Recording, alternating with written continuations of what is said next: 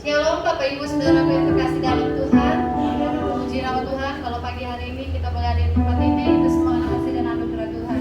Kita akan mulai ibadah kita. Bapa yang baik, Bapa yang bertata di dalam kerajaan surga, sungguh kami mengucap syukur Tuhan untuk pagi hari ini ya Bapa.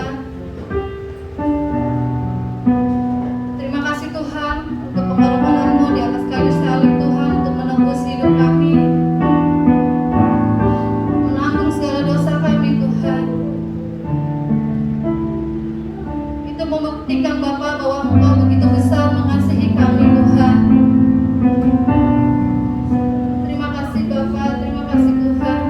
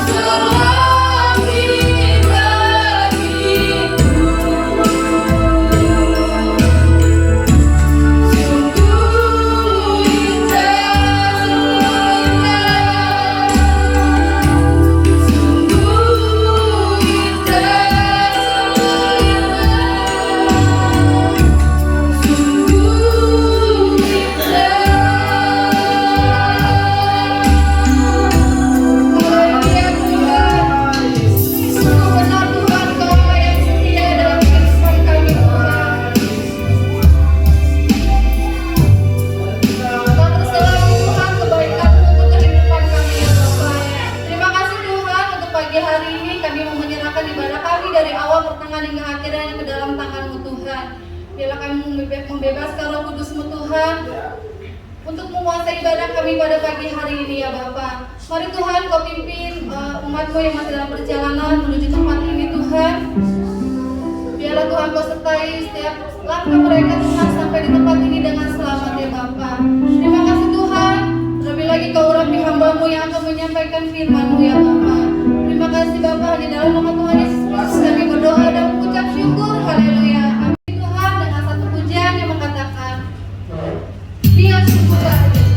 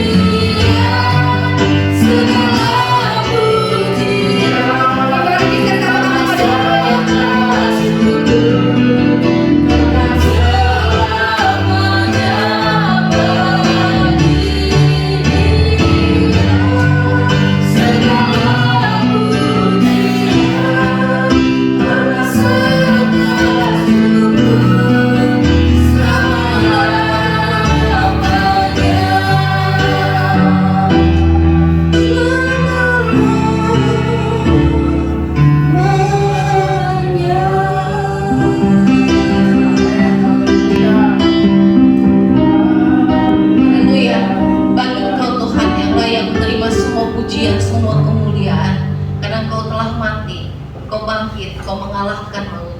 Dan saat ini Bapa yang hidup, Allah yang setia, berfirmanlah kepada kami dan buatlah kami mengerti. Buatkanlah kami supaya hati kami teguh di dalam Engkau. Buatlah iman kami tumbuh dan kami melihat kuasa-Mu dinyatakan di atas kehidupan kami. Karena itu Bapa, permuliakanlah diri-Mu di tengah-tengah kami. Bersabdalah dan sampaikan isi hati-Mu. Dan biar kami mengerti dan menjadi pelaku dari firman-Mu. Dan biarlah Roh yang Kudus itu memampukan kami untuk menjadi pelaku dari kebenaran. Sekali lagi Tuhan, seluruh waktu ini bagi Engkau. Di dalam nama Tuhan Yesus kami berdoa. Amin. Saudara-saudaraku, kita tahun yang lalu merayakan Jumat Agung. Seingat saya kita nggak di gereja, betul ya? Jumat Agung itu secara online, kita merayakan Paskah secara online. Dan kalau hari ini agak atas kasih karunia Tuhan kita boleh merayakannya di gereja, ya, gitu, melakukan ibadah di gereja. Itu satu kasih karunia, tetap dalam situasi pandemi COVID-19. Kita tahu bahwa situasi yang dihadapi hidup kita sendiri dan seluruh dunia ini adalah situasi yang sulit, ya. Situasi yang melilit umat manusia dan melilit negaranya sendiri secara ekonomi, segala bidang. Orang mengalami kesulitan cari kerja, orang ketakutan kalau keluar takut kena COVID. Nah, sekali make up, ya udah bilangin gini, bodo amat entar mau hidup mau mati terserah, katanya gitu ya. Sampai begitu. Yang penting ya gua kan kalau diem aja juga nggak bisa hidup, katanya nggak bisa nyari duit. Nah gitu ya. Jadi orang mengambil satu tindakan bagaimana memutuskan untuk bikin A, bikin B terhadap hidupnya. Kalau dengar kesaksiannya Yati, temennya ada yang menghindar dari COVID, diam di rumah, meninggal karena serangan jantung, betul ya? Gitu. Jadi intinya hari-hari ini kita diajar satu kebenaran. Benar sih kita harus jaga diri kita sedemikian rupa supaya kita tidak terkontaminasi atau kena COVID-19 atau virus lainnya. Tetapi kita tahu satu hal juga, bahwa yang memiliki kehidupan kita itu Tuhan, yang menggenggam hidup kita itu Tuhan. Mungkin kita jaga sedemikian rupa ya hidup kita dari virus-virus dunia ini, toh kita bisa mati juga dengan cara yang berbeda.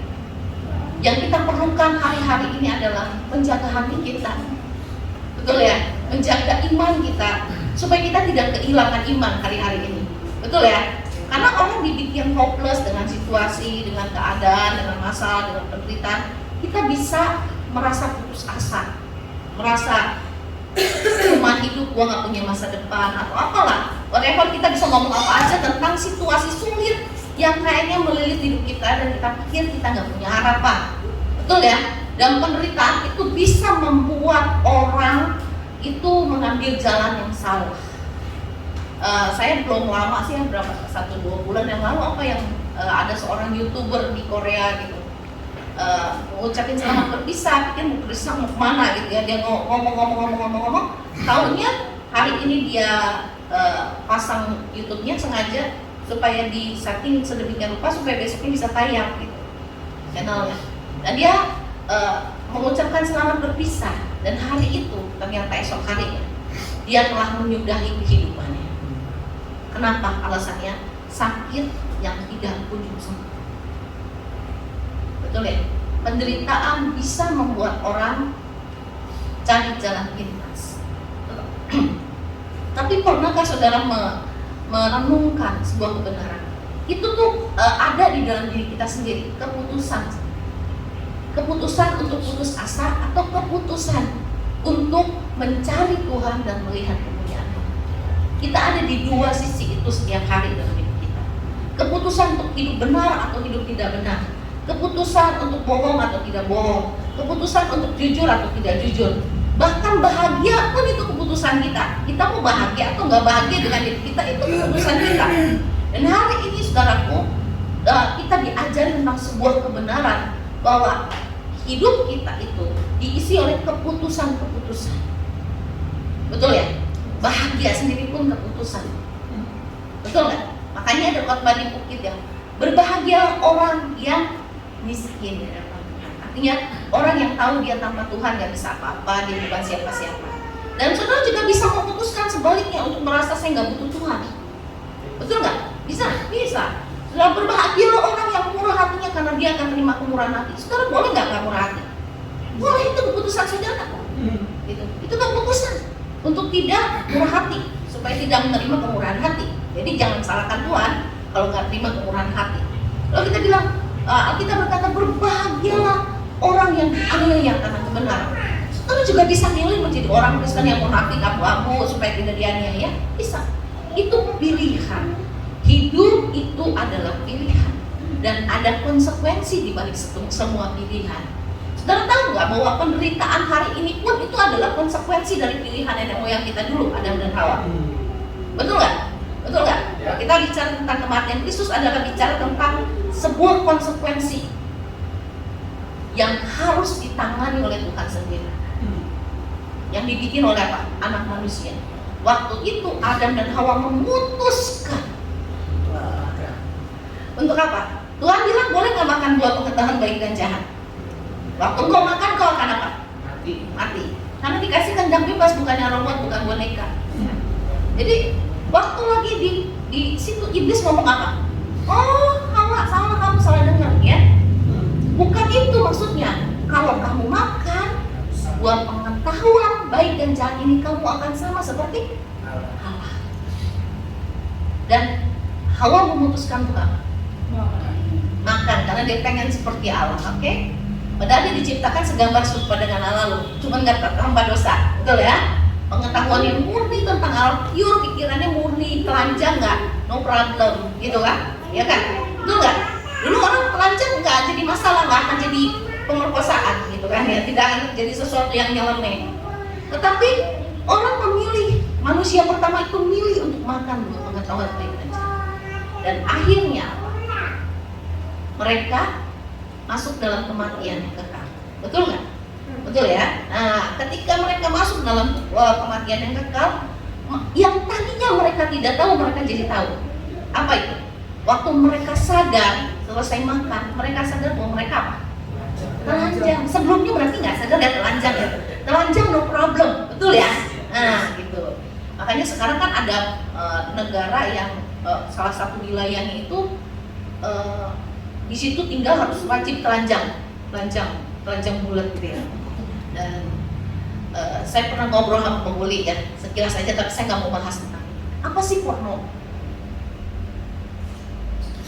Porno itu adalah sebuah kata abu-abu menurut saya.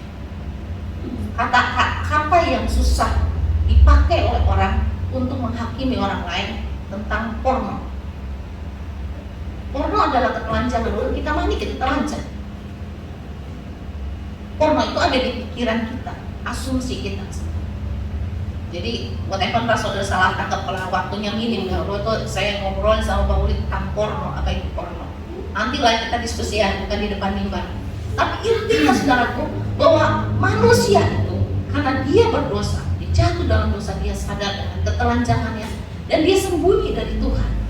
Waktu dia sembunyi, Tuhan tanya, Tuhan tahu nggak sebenarnya faktor dia sembunyi kenapa?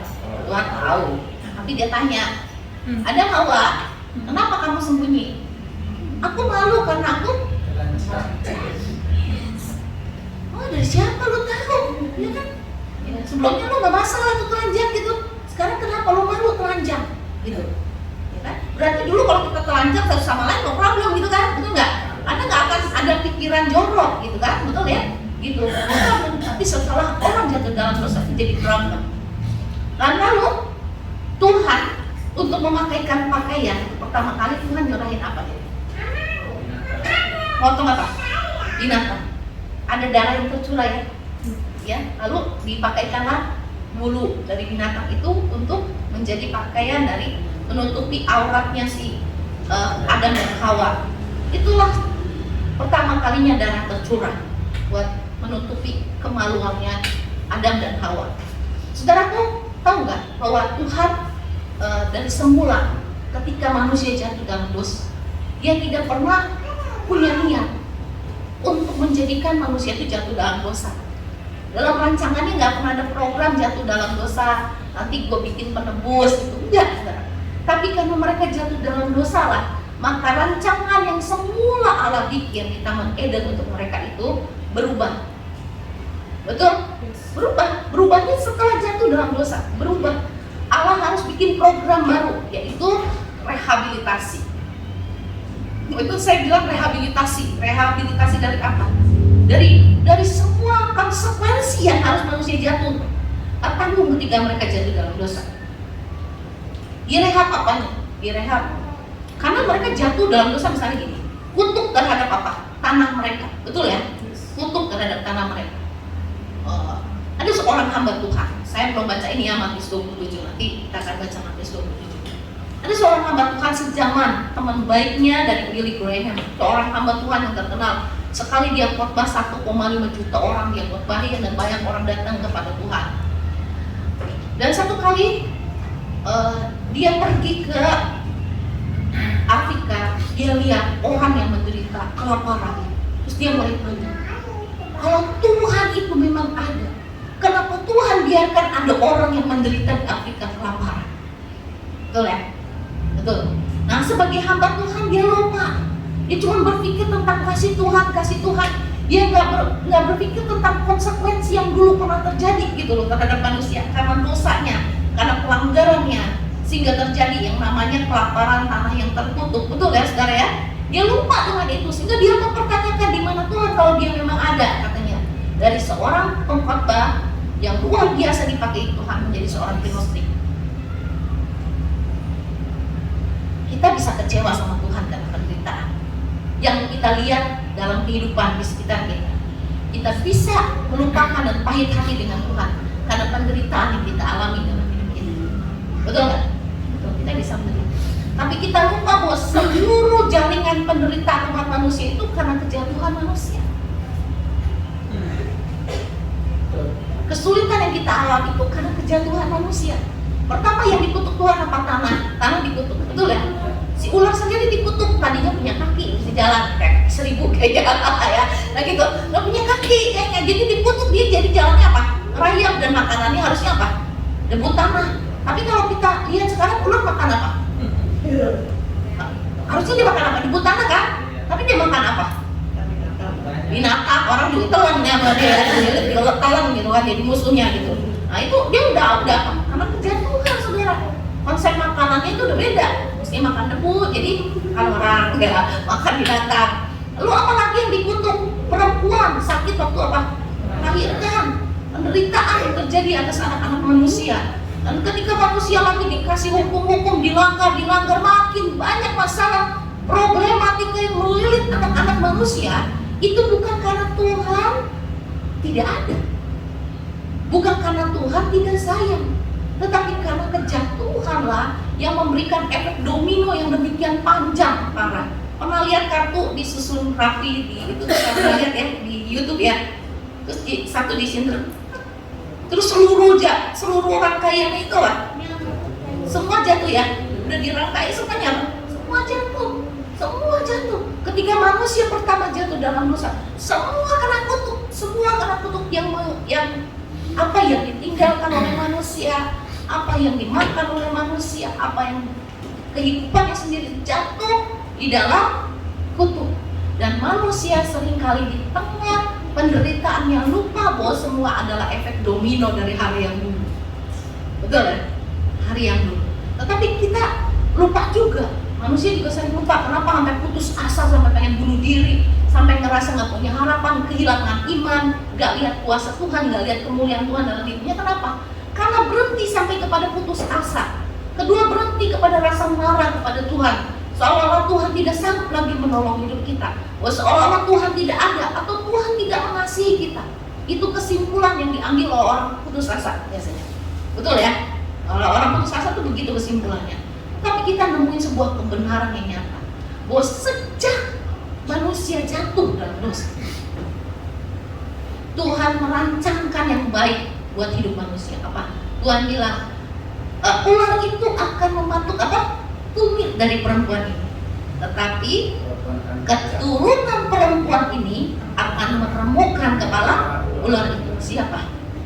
Yesus. Rancangan keselamatan itu sudah Tuhan buat ketika manusia pertama jatuh di dalam dosa.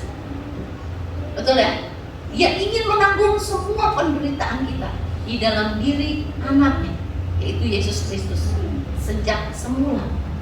Sebelum rancangan itu tergenapi di dalam diri Yesus, Tuhan pakai yang namanya pengorbanan darah domba. Betul ya? Orang memberikan korban di bait suci untuk pengampunan dosa. Sampai korban yang sempurna yaitu Kristus sendiri mati di atas kayu salib. Dan hari ini kita memperingati hari kematian di mana Tuhan Yesus mati di atas kayu salib buat saya dan saudara. Saudaraku, kita menemukan sebuah hal yang sangat luar biasa dalam kebenaran firman Tuhan pada pagi hari ini, yaitu tentang seruan Tuhan waktu di atas kayu salib. Dia berkata begini, Eli, Eli, lama sabachthani. Bapakku, Bapakku, mengapa engkau meninggalkan aku? Coba kita buka, ini jangan dipikir ini karangan saya. Mari kita buka Matius pasal 27 ayat 46. Kita baca sama-sama ya. 1, 2, 3. Kira sudah ketemu? Belum. Matius kali. Matius 27 ayat 46. 1, 2, 3. Udah? Oh belum. Mari kita tunggu. Udah ketemu? Amin. Oke. Kita baca 1, 2, 3. Kira-kira jam 3 berserulah Yesus dengan suara nyaring, Eli, Eli, lama sabachthani. Artinya, Allahku, Allahku, mengapa engkau meninggalkan aku? Saudara, Tuhan Yesus sendiri yang adalah Tuhan, di tengah penderitaannya di atas kayu salib, Dia berseru, Bapa, Bapa, mengapa engkau meninggalkan aku? Berarti saudaraku, kalau engkau dalam keadaan menderita sangat tertekan, engkau bisa ngomong yang ngaco dalam hidupmu, itu wajar, betul ya? Betul, karena saking tertekannya. Ingat gak Yesus, dia Allah ya, dan dia Tuhan, dan dia juga manusia sejati yang menyadari bahwa dia harus mengikuti rencana Bapaknya mati di atas kayu salib. Waktu di Taman Getsemani, ketika dia makin tahu dekat harinya dia untuk mati, menanggung semua dosa manusia, menerima semua penderitaan yang sepantasnya nggak dia terima. Dia waktu dia berkumpul dengan Bapaknya, berdoa, dia mengeluarkan keringat dengan darah. Betul ya? Betul? Itu pembuluh darahnya sampai pecah karena apa? Stres yang sangat berat, depresi yang sangat berat, karena harus mati di atas kayu salib, nanggung semua dosa, rasa malu, ejekan, kesakitan, dan yang paling penting yang membuat dia berseru-seru adalah keterpisahan dengan Bapa. Karena Bapa nggak bisa melihat dan menyambut dia karena dia tanggung semua dosa ini di dalam dirinya di atas kayu salib. Saudaraku, itu kasih yang sangat besar daripada Tuhan. Kalau hamba Tuhan yang sekelas Billy Graham pada waktu itu bilang, kalau benar ada Tuhan, kenapa ada orang menderita itu? Hamba Tuhan itu lupa dengan karya-karya salib. Tuhan ada. Kenapa? Makanya Tuhan kirim anaknya yang tunggal mati di atas kayu salib. Betul? Menanggung penderitaan. Dibilang kan, karena apa? Begitu besar kasih Allah akan dunia ini, sehingga dia telah memberikan anaknya yang tunggal, ya, mati di atas kayu salib, supaya barang siapa yang percaya kepadanya tidak binasa, melainkan beroleh hidup yang kekal. Saudara, karena begitu besar kasih Allah, hamba Tuhan ini terhanyut dengan perasaannya, lupa dengan kenyataan bahwa Yesus itu yang adalah Allah mau mati di atas kayu salib, menanggung semua penderitaan, perasaan yang sama yang kita alami di dalam dirinya karena kasih. Dan dikatakan oleh firman Tuhan, dia menjadi miskin supaya kita apa? Kaya. Dia menanggung kutuk supaya kita dilepaskan dari apa? Kutuk. Kalau orang apa? Kalau hamba Tuhan itu yang sampai dia meninggalkan Tuhan itu berpandangan kalau demikian di mana Tuhan, dia lupa dengan satu kenyataan bahwa kutuk itu harus ditimpakan terjadi. Kalau kita ikuti sejarah bangsa-bangsa, memang Ethiopia tanahnya dikutuk dulu oleh Tuhan, tanah tandus, makanya dulu banyak orang kelaparan. Tapi waktu orang-orang mulai datang kepada Tuhan, sekarang Ethiopia tanahnya mulai apa? Diberkati loh saudara. Ya, dengan teknologi dari Israel yang datang, itu kan itu berkat dengan cara-cara Tuhan yang ajaib, betul ya? Dengan teknologi segala macam, Ethiopia mulai tidak mengalami kelaparan yang parah seperti dulu, orang sampai musuh lapar. Intinya saudaraku, bahwa kasih setia Tuhan dinyatakan di dalam anaknya dengan kayu salib. Dia rela mati, dia rela tanggung semua kutuk yang harusnya kita terima. Seluruh kutuk maut yang harusnya terjatuh atas hidup kita. Ya. Yang berikan dirinya di atas kayu salib bagi saya, saudara. Jadi kalau hari-hari ini, saudara, kalau kau menderita, kau punya masalah, Tuhan bilang, oleh bilur-bilurnya kamu disembuhkan. Di mana tuh dia tanggung sakit penyakit kita? Di kayu salib, di dalam diri. Amin. Kalau kita saat ini menderita, mungkin kita rasa kita begitu miskin, susah dalam hidup kita. Tuhan bilang dia menjadi miskin supaya kita apa? Kaya. Kalau kita bilang Tuhan saya nggak berdaya, dia pernah dibiarkan dirinya tidak berdaya supaya kita menjadi berdaya guna. Betul saudara ya? Kita yang bodoh ini, saudara, kebodohan kita telah ditanggung di atas kayu salib. Semua kan karena kebodohan manusia percaya sama iblis, betul nggak? Ya, manusia pertama percaya kepada Lucifer, kepada iblis itu si ular tua. Dan akhirnya apa? Kebodohan itu mendatangkan kutuk maut dalam hidup manusia. Dan Tuhan tanggung kutuk maut itu di dalam dirinya. Saudara, apa yang manusia alami dalam hidup ini sekarang telah dia tanggung di dalam dirinya di atas kayu salib. Jadi seberat apapun beban hidup saudara hari ini, jangan pernah putus asa. Amin. Amin. Biar kita menjadi bagian dari orang-orang yang justru datang berseru-seru kepada Tuhan. Ada satu lagu yang saya suka ungkap mas saudara. Teman saya Norce nyanyikan. Sampai Tuhan mendengar, sampai Tuhan menjawab, ku kan selalu berdoa untukmu. Saudara berdoa sampai saudara dapat konfirmasi dari Tuhan tentang situasi ini. Sampai saudara ingat Paulus. Halo? Saudara ingat Paulus? Paulus punya duri dalam daging, betul?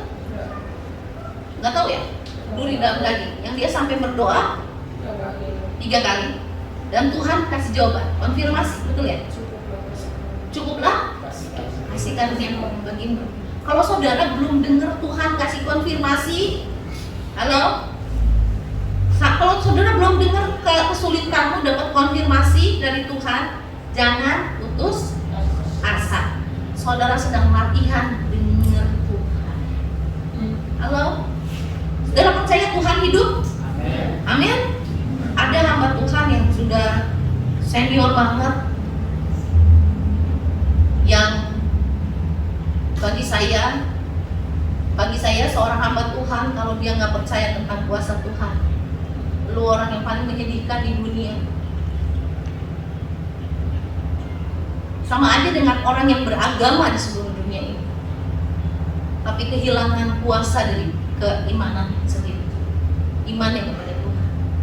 Saudara, hari-hari ini kalau saudara lihat tuh ya di YouTube, itu kesaksian yang sangat luar biasa di seluruh dunia. Bagaimana Tuhan panggil orang-orang Muslim, Tuhan panggil orang Hindu yang ada di India, halo? Dan dia menyatakan dirinya, siapa dia? Dia bicara, orang rasain kehadirannya, orang Kristen yang udah tua di dalam Tuhan dan ngalami itu. Sedih banget hidup kita. Apakah Tuhan sebel dengan kita? No. Kita yang udah kehilangan iman, kita yang udah kehilangan fire kita, api kita untuk cari Tuhan. Tuhan bilang dia berkenan untuk ditemui oleh orang-orang yang tidak ingin bertemu dengan dia karena dibutakan mata rohaninya. Dan Tuhan menjumpai mereka di tempat tidurnya. Tuhan menjumpai mereka ketika mereka sedang ibadah. Tuhan menjumpai mereka dan menyatakan, inilah. Halo, saudaraku, apakah kau masih percaya bahwa Tuhan mau berbicara dengan hidupmu? Masih? Seberapa sungguh kau cari dia supaya kau bertemu dengan dia? Maksud saya mengalami Tuhan loh. Halo? Alami Tuhan. Jangan dia jadi sejarah hari yang dulu dia bikin A, dia bikin B, dia bangkitin orang mati, dia sembuhin orang mati, sembuhin orang mati, dia sembuhin orang yang buta, ya saudara, dia sembuhin orang yang lumpuh, dia sembuhin orang yang sakit pendarahan. Halo, dia bisa bikin mujizat. Waktu murid Tuhan ini memberikan pajak, bayar pajak dari mulut ikan yang ditangkap keluar uang. Halo, halo, Tuhan yang dulu masih Tuhan yang sama hari ini. Kalau dia beda saya tinggalin. Karena saya manusia hari ini bukan manusia hari lalu. Betul? Betul? Kalau Tuhan yang penuh kuasa itu cuma untuk manusia zaman bawolok itu, zaman nabi-nabi, zaman rasul-rasul, bikin mujizat cuma pada masa itu. Rohnya yang berkuasa itu memenuhi cuma untuk orang pada masa itu. Saya akan keluar dari orang Kristen. Seperti saya sedang ikutin Allah yang mati, Allah masa lalu, bukan Allah hari ini. Tapi karena dia adalah Allah yang Alfa dan Omega, yang awal dan akhir. Dia yang dulu A, dia tetap A hari ini, dia A hari esok. Dan sampai selama-lamanya dia Allah yang hidup. Dan kalau dia Allah yang hidup, jangan pernah kehilangan gairah iman saudara untuk mencari Tuhan dan menemukan dia, untuk mencari Tuhan dan mengalami Tuhan dalam hidupmu. Bukan pengalaman orang lain, bukan pengalaman si A, bukan pengalaman si B, tapi saya sendiri mengalami Tuhan. Kalau Tuhan sembuhkan orang lain, Tuhan sembuhkan saya.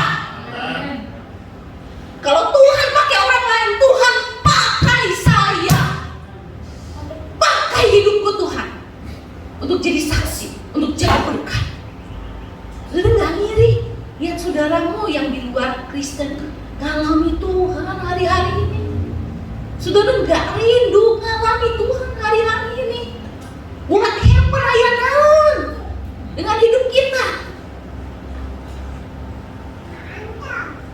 Ada apa dengan hidupmu? Ada apa dengan imanmu? Ada apa dengan rohmu? Ayo berserulah kepada Tuhan sampai Dia menjawab engkau. Dia Allah yang baik, yang mau ditemui oleh kita. Hanya seberapa engkau mencari Tuhan. Kalau saya dengerin orang-orang Muslim itu mencari kebenaran itu luar biasa. Mereka bilang, tunjukkanlah kepadaku Allah yang benar. Itu bukan 1-2 hari. Sampai kehausan itu kayaknya udah limitnya habis. Tuhan nyatakan dirinya kepada mereka. Ada orang-orang yang disembuhkan dan mereka menjadi percaya kepada Tuhan. Amin saudaraku. Hari ini minta Tuhan bawa aku untuk mengalami Engkau dalam hidupku. Bukan Allah yang kemarin, tetapi Allah yang hari ini hadir buat aku. Bukan Allah yang berkuasa hari kemarin, tapi Allah yang masih berkuasa sampai hari ini. Amin saudara. Amin. Ya Allah yang sama, Alfa dan Omega. Amin.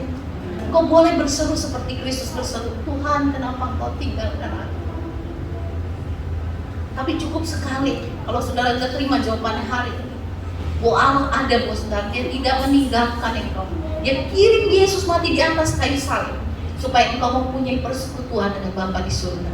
Engkau boleh bertemu langsung dengan Dia dan meminta pertolongannya. Engkau boleh datang langsung kepada Dia, tidak perlu perantara siapapun, karena Dia pasti mendengarkan engkau. Amin saudaraku. Jangan putus asa kalau hari ini engkau mengalami kesulitan dalam hidupmu. Jangan bersungut-sungut. Muliakanlah Tuhan. Tunggu Dia, cari Dia sampai Dia menemui kita. Amin saudara. Gideon minta tanda berkali-kali sampai dia dapat konfirmasi, dan dia menjadi pahlawan yang gagah berani dari seorang Gideon yang pengecut. Makanya Tuhan kasih bilang nama dia pahlawan yang gagah perkasa. Yosua ingin melanjutkan tongkat estafet dari Musa. Dia ragu-ragu karena dia merasa tidak sepowerful Musa. Dan Tuhan tahu hatinya Yosua. Dan dia berkata kepada Yosua, janganlah takut. Perkatakanlah perkataan firman Tuhan. Waktu engkau makan, engkau mau minum, engkau mau bicara, perkatakanlah itu. Tuhan bilang, setiap jengkal tanah yang kau injak akan menjadi milik pusakamu. Saudaraku, Tuhan menyertai kita. Mungkin ada ketakutan, mungkin ada hal-hal yang membayangi, ketakutan yang membayangi hidup kita.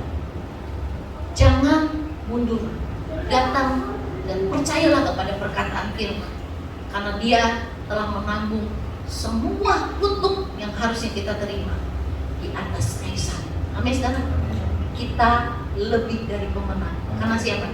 Yesus. Karena Yesus yang ada di dalam hidup kita. Amin. Katakan sama kiri kanan kita, kita lebih dari pemenang. Saya mau tanya di sini, siapa yang ingin mengalami Tuhan secara pribadi? Bang Jack pernah mengalami Tuhan secara pribadi ya? Betul nggak? Ya, pernah ngalamin ya Tuhan ya? Lagi disembuhkan ya, sakit ya? Betul? Itu pengalaman bukan sekali. Kita bisa mengalami Tuhan berkali-kali dalam hidup kita, dalam versi yang berbeda, dalam peristiwa yang berbeda di atas hidup kita. Tapi jangan pernah lupa bahwa Dia Allah yang hidup. Amin saudara. Dia sanggup menolong kita. Haleluya. Amin saudara. Semangat. Jumat Agung menunjukkan bahwa Dia Allah yang penuh kasih, yang mau mati supaya kita hidup, Dia jadi miskin supaya kita kaya, Dia jadi lemah supaya kita kuat. Amin saudara. Kita yang pecundang jadi pemenang. Haleluya. Amin. Ingat, hari-hari ini adalah hari-hari yang semakin jahat, semakin suram buat dunia ini. Tapi hidup saudara gak suram, saudara di dalam Tuhan. Betul? Kalau ada ketakutan saat ini membayangi hidupmu, Dialah pahlawan yang memberi kemenangan buat saudara. Dan jangan simpan semua kemuliaan, semua kuasa yang Allah berikan dalam hidupmu hanya bagi engkau. Saksikanlah kepada setiap orang, supaya sebanyak mungkin orang menjadi percaya kepada Yesus. Amin. Haleluya. Mari kita bangkit berdiri saudara-saudara. Yang hidup pada masa-masa ini mungkin adalah masa-masa yang penuh dengan kasih karunia, melihat pernyataan-pernyataan yang luar biasa dari Tuhan. Tapi saat-saat ini juga masa-masa yang berat buat seluruh manusia. Kita melihat bahwa penggenapan lepas penggenapan hari menjelang kedatangan Tuhan menjadi begitu nyata buat hidup manusia. Kita melihat bencana alam yang belum pernah kita dengar pada masa-masa yang dulu terjadi pada hari ini. Kita belum pernah melihat puting beliung yang sangat besar seperti zaman dulu di mana generasi seusia saya hidup. Tetapi saat ini juga kita melihat bahwa banyak bencana-bencana alam yang tidak pernah dulu terjadi sekarang terjadi. Dan saat-saat ini juga kita melihat bagaimana penuaian besar sedang terjadi di seluruh dunia. Orang-orang datang kepada Tuhan dan menyerahkan hidupnya kepada Tuhan. Saudaraku, janganlah engkau kehilangan imanmu. Biarlah engkau yang terdahulu tidak menjadi yang kemudian, tetapi engkau tetap menjadi orang yang menyala-nyala bagi Tuhan. Biarlah engkau dan saya seperti darah yang pintar, yang menyiapkan lampunya dengan minyak yang penuh. Jangan biarkan imanmu padam. Berat masalah hidupmu, sukar jalanmu, datanglah kepada Tuhan, karena Dia sanggup. Dia Allah yang dulu menolong, hari ini menolong. Dia Allah yang menyembuhkan dulu, dan sampai hari ini Dia sanggup menyembuhkan saudara. Dia Allah yang melepaskan pada saat dulu, Dia juga sanggup melepaskan engkau hari ini. Carilah wajahnya selama Dia berkenan untuk ditemui. Haleluya. Bapak, Engkau melihat setiap kami Tuhan. Engkau melihat pergumulan setiap jemaat-Mu. Bahkan mereka yang tidak hadir pada hari ini, mereka ada di rumah. Tuhan, waktu mereka sedang merasakan putus asa dengan tekanan hidup, Tuhan lihat bahwa mereka masuk ke dalam pengalaman dengan Engkau, bahwa mereka menjadi orang-orang yang sungguh-sungguh mencari Tuhan, karena Tuhan Engkau pasti mau untuk dijumpai. Dan biar mereka mengalami Tuhan yang membuat mereka kuat dan bertumbuh di dalam Engkau. Mereka tidak kehilangan iman percaya, mereka tidak menjadi putus asa, tapi melihat sungguh Tuhan Engkau hidup, sungguh Engkau berkuasa, karena Engkau telah menanggung semua kelemahan kami, semua sakit penyakit kami, semua kutuk yang harus terjadi dalam hidup kami di atas kayu salib. Engkau telah mati, Engkau bangkit dari maut, dan Engkau hidup. Kau memberikan jaminan itu buat kami. Terima kasih Tuhan. Terima kasih Bapa. Haleluya. Haleluya. Haleluya. Haleluya. Kita nyanyikan sebuah lagu. Haleluya. Haleluya Yesus. Saya minta song leader maju ke depan. Haleluya. Haleluya. Haleluya. Haleluya. Haleluya Yesus. Haleluya.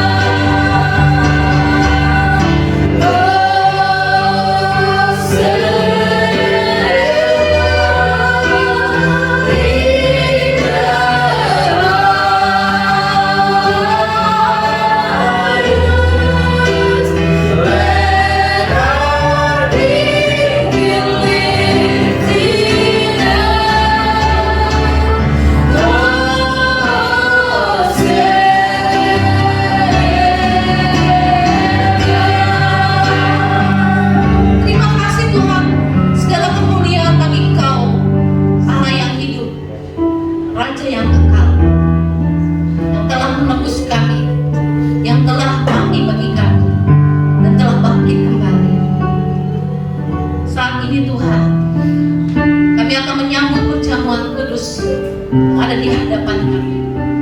Kau melayakkan kami dan bawa kami masuk ke dalam pengalaman yang lebih dalam lagi dengan Tuhan, lebih dalam lagi dengan Tuhan. Kami boleh menerima Tuhan persekutuan yang manis dengan Tuhan. Kami boleh melihat tangan-Mu yang baik itu bekerja dalam hidup kami, menolong, melepaskan kami, menyembuhkan, mencukupi kami, menjadi sumber segala hikmat dan sukacita bagi hidup kami. Terima kasih Bapa. Di dalam nama-Mu yang kudus, kami buka hati kami serahkan seluruh hidup kami. Dan pada waktu kami makan dan minum roti dan anggur perjamuan ini, kami disembuhkan, kami dilepaskan, kami dikuatkan. Di dalam nama Tuhan Yesus. Amin. Silakan duduk Ibu Bapak Saudara sekalian. Saya minta Pak Binsa.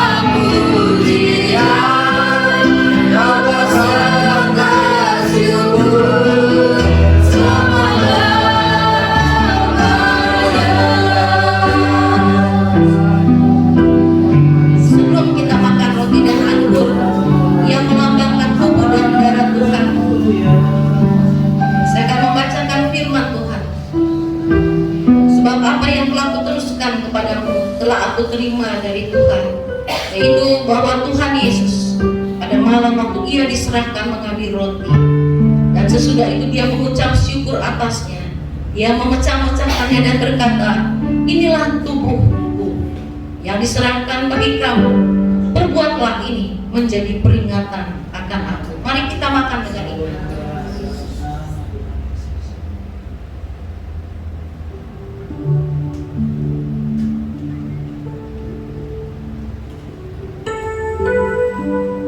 Terima kasih Tuhan. Mari kita angkat cawan di tangan kanan kita. Demikian juga dia mengambil cawan sesudah makan, lalu berkata, cawan ini adalah perjanjian baru yang dimeteraikan oleh darahku. Perbuatlah ini setiap kali kamu meminumnya menjadi peringatan akan aku.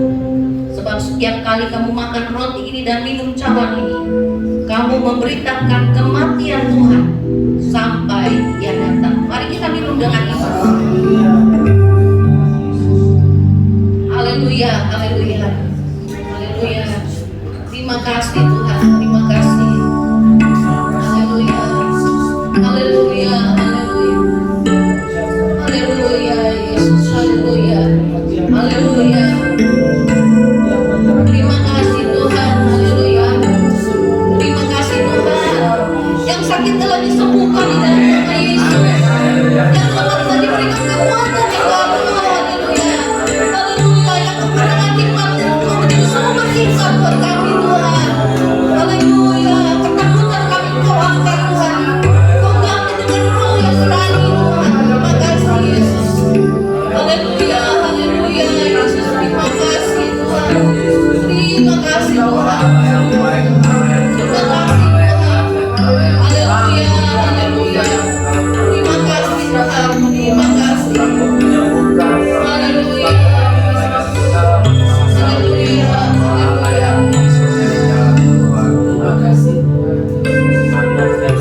Terima kasih Tuhan Yesus. Kau telah menanggung seluruh penderitaan kami di dalam tubuh-Mu di atas kayu salib.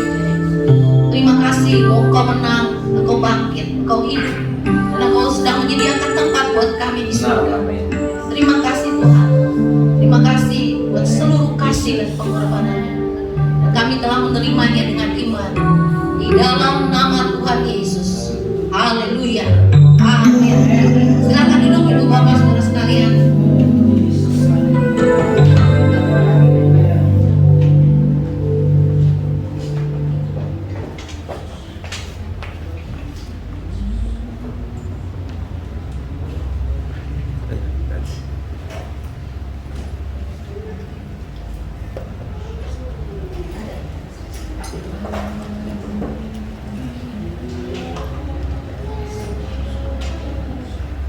Terima kasih.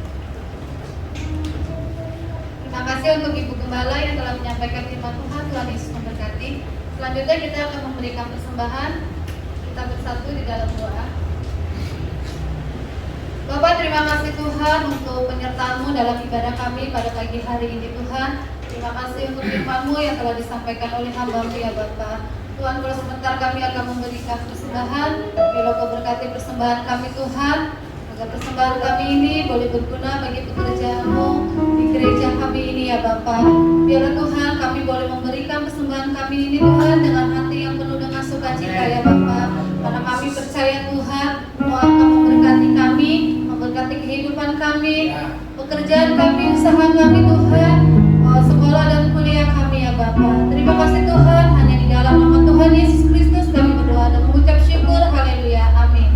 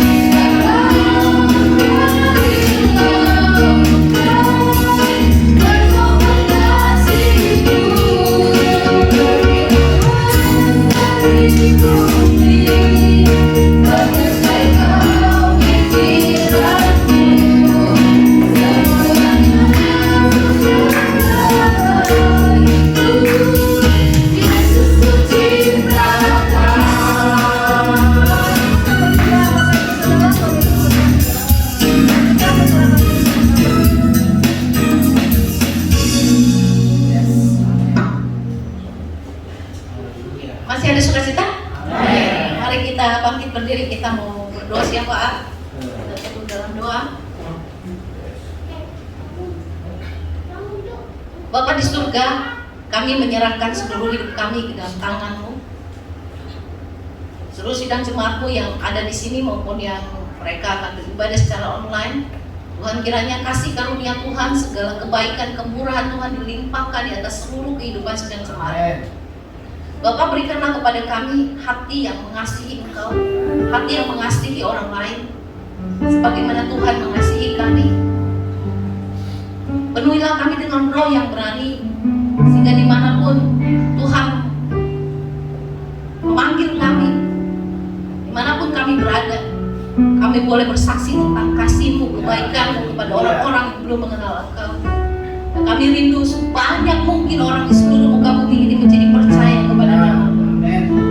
Biarlah Tuhan pakai hidup kami menjadi saksi bagi keluarga kami, famili kami, lingkungan kami, dan skop yang lebih luas lagi di tempat kerja kami dan di tempat yang lebih luas lagi bahkan di seluruh dunia ini. Kau panggil kami supaya kami boleh menjadi alat di dalam tangan Tuhan untuk menyatakan bahwa Engkaulah jalan keselamatan dan hidup. Bahwa tidak ada seorang pun yang datang kepada Bapa kalau tidak melalui Engkau. Tuhan, ini hidup jemaat-Mu, pakai kami, berkati setiap rumah tangga sidang jemaat-Mu. Ya, di dalamnya ada shalom Tuhan, di dalamnya ada kasih mesra, dan Tuhan mereka boleh bertumbuh bersama-sama suami istri dan anak, bertumbuh di dalam persekutuan yang manis dengan Tuhan. Kau memberkati bangsa dan negara kami, supaya sungguh-sungguh Indonesia penuh kemuliaan Tuhan. Indonesia dilawat oleh Tuhan. Bapak, segala kemenangan dalam sisi ekonomi terjadi di tengah bangsa kami, pemulihan dalam seluruh lini kehidupan. Kami berdoa menghancurkan segala radikalisme di dalam nama Yesus. Biar shalom Tuhan ada di tengah bangsa kami.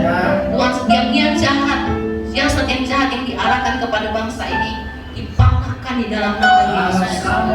Tuhan memberkati negara kami, Tuhan memberkati setiap provinsi Tuhan. Kami berdoa kiranya Tuhan Yesus, Injil dihambat tapi semakin merambat, di mana Tuhan Engkau menyatakan kuasa yang menyembuhkan, yang melepaskan, memberikan Tuhan lawatan yang luar biasa di tengah bangsa kami. Kami berdoa buat bangsa-bangsa di dunia, biarlah sungguh-sungguh Tuhan banyak orang menjadi percaya kepada nama-Mu, dan Engkau memakai anak-anak-Mu di seluruh muka bumi ini untuk menjadi alat di dalam tangan-Mu. Terima kasih Bapa. Kami serahkan Tuhan doa kami, kerinduan hati kami kepada-Mu. Kalau hari ini ada jemaatku yang sakit di rumah maupun di tempat ini, Tuhan, oleh bilur-bilur-Mu Tuhan, di dalam nama Yesus kami telah disembuhkan. Jemaat ini disembuhkan di dalam nama Yesus. Haleluya. Terima kasih Bapa. Terima kasih Tuhan. Sidang jemaat, mari angkat tangan saudara untuk menerima berkat. Kekasih Tuhan, cahaya wajah Tuhan menyinari kita. Tangannya yang baik serta penuh kemurahan ada di atas hidup kita. Karena itu terimalah berkat dari Allah Bapa, kasih sayang dari Tuhan Yesus, pimpinan dan penyertaan dari Roh Kudus, menuntun langkah kita sampai Maranatha Yesus kembali. Haleluya.